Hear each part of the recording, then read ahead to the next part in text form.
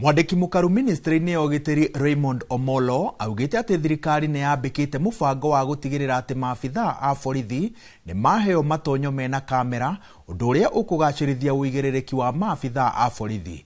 Oho, Omolo augĩte atĩ thirikari nĩ thiĩte na mbere na gũkinyanĩria mendekithia ma kamĩtĩ ya Maraga. Gitonga wa Wambui ena ũhoro makĩria. Areta njĩra ya kũgacĩrithia thayũ na gũkinyanĩria kĩhoto bũrũri-inĩ.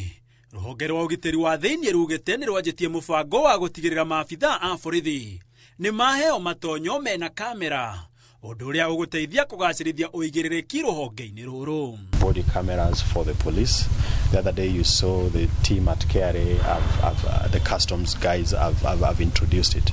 And I think this is progressive, and more use of technology to help us secure the country becomes very important.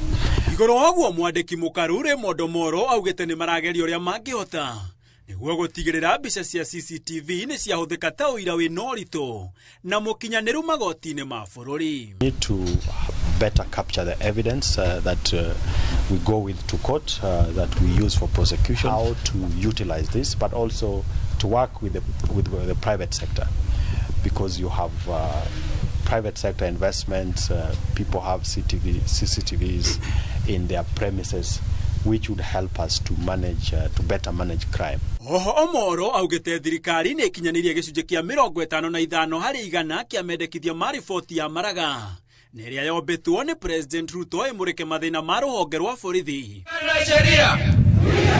Makiuga gũkinyanagĩria na rĩu borithi nĩ mongereirwo mũcara maita merĩ, na oho waki wa nyũmba makĩria ma 5,000 cia borithi nĩ ũrathiĩ na mbere.